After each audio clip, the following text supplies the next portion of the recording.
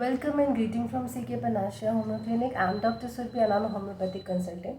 आज हम लोग होम्योपैथी का एक और रेमेडी डिस्कस करेंगे जिसको हम लोग जेनोसिया अशोका के नाम से जानते हैं। That is Jonesia asoca. ये ओरिएंटेड एक फ़ीमेल रेमेडी है। ये फ़ीमेल के प्रॉब्लम्स के लिए बहुत अच्छा काम आता है। हम लोग इस वीडियो में यही डिस्कस करेंगे कि ये फ़ीमेल के प्रॉब्लम में कहाँ कहाँ काम आता है। लेकिन उससे पहले हमको जानना होगा कि जेनोसिया अशोका मेडिसिन आया कहाँ से, कैसे बना है और इसका किधर किधर काम होता है। आप लोग नाम से जान रहे होंगे, दैट इज़ जेनोसिया अशोका। तो ये अशोका का जो पेड़ होता है उससे बनता है।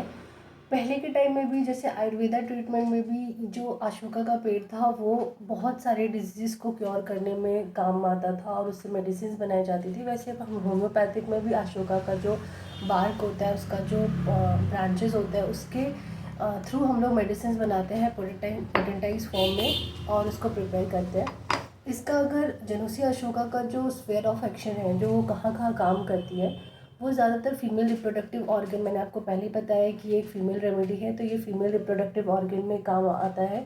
उसके साथ कोई भी फीमेल प्रॉब्लम लाइक एमेनोरिया का केस हो गया, मेटोरेजिया का केस हो गया, या कोई भी यूटेराइन प्रॉब्लम हो गया है, वो सारे में ये बहुत अच्छा अपना वर्क करता है।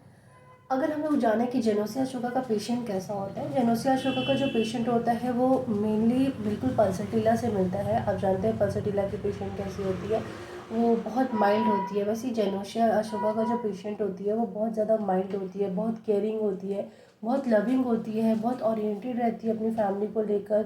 उसके लिए उसका फैमिली सब कुछ है।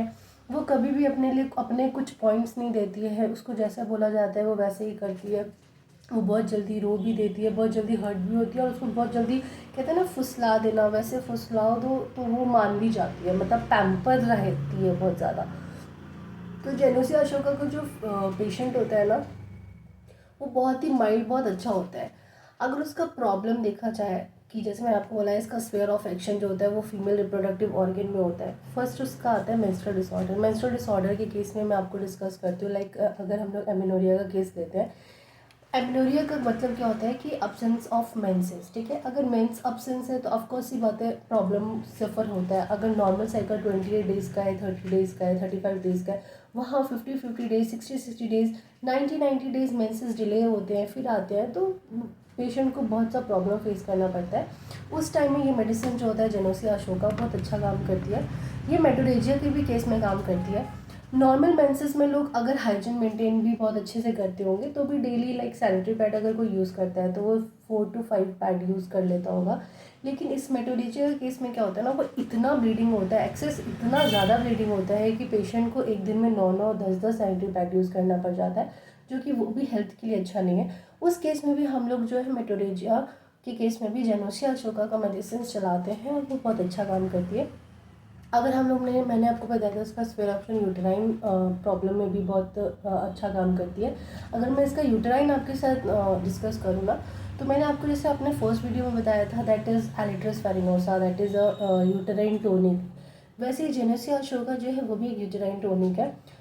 पहले जो अशोका का पेड़ से आयुर्वेदा में ट्रीटमेंट होता था ना, कि कोई भी इनफर्टिलिटी का केस आता था ना, उसमें जेनोसिया अशोका मेडिसिन को यूज़ किया जाता था कि वो ओवेरियन हार्मोन को रेगुलेट करता था और जो इनफर्टिलिटी के पेशेंट थे उनको उसमें क्योर करवाता था और देन वो लोग बेबी कंसीव करने में सक्सेसफुल होता था। वैसे आज भी यूट्राइन प्रॉब्लम में हम लोग जेनोसिया अशोका को आराम से चलाते हैं और ये सक्सेसफुल रिजल्ट भी देता है। जेनोसिया अशोका आपको पता है एंटी इन्फ्लामेटरी में भी बहुत अच्छा काम करता होगा। Anti inflammatory in the case, इस टाइप की जो पेशेंट होती है, जो कि जेनोसिया अशोका की टिपिकल पेशेंट होती है ना, उनकी बॉडी में any type of inflammation in any body, any part of a body, वहाँ भी बहुत अच्छा रिजल्ट देता है। अगर हम लोग इसका बहुत सारा स्पेयर ऑफ एक्शन, अगर हेड टू टो बात करें ना, तो इसका जो हेड होता है ना, जेनोसिया अशोका का जो पेशेंट होता है ना, वो आपके पास हमेशा कंप्लेन करेगा कि हमको बिफोर मेंसेस या बिफोर आफ्टर मेंसेस हम लोग के सर में दर्द आता है। और उसका पिकुलर सिम्टम क्या रहता है, वो बताता है कि मेरे लेफ्ट साइड ही पेन रहता है, मेरे राइट साइड ही पेन रहता है।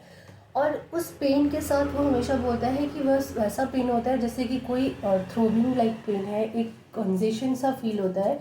वो कंप्लेन उसके मेडिसिन में ज़रूर मिलेगा, तभी आप जेनोसिया शुगर चला रहे हैं तो बहुत अच्छा काम करता है। अगर इसका आई का बात करें तो इसके आईज़ में क्या होता है ना कि पेशेंट को इनर आई तो पेन रहता ही है, आउटर आई भी पेन रहता है। इस आई में अगर हम लोग पिकुलर कुछ खोजें ना तो वो ये है कि इसको फोटोफोबिया भी देखा जाता है।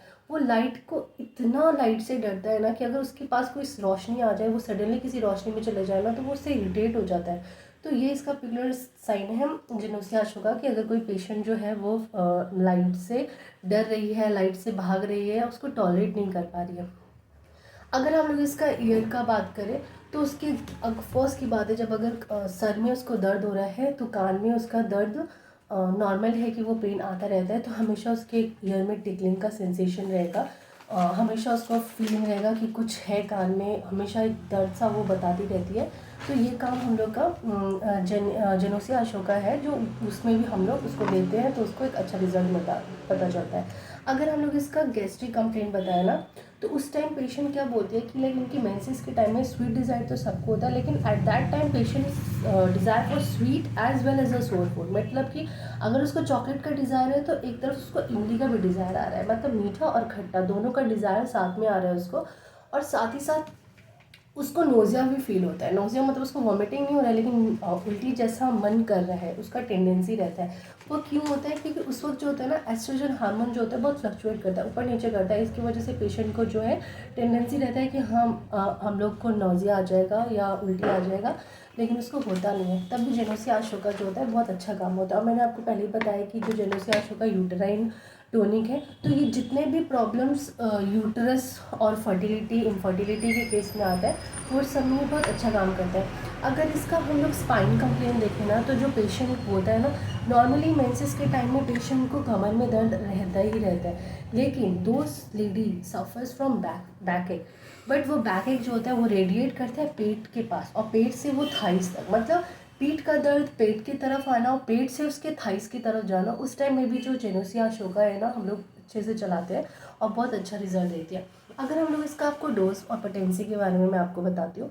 अगर आपको ये मेडिसिन लेना है तो जेनोसिया अशोका 30 पोटेंसी में भी आता है, लेकिन सबसे बेस्ट होता है कि आप इसको मदर टिंचर में लें।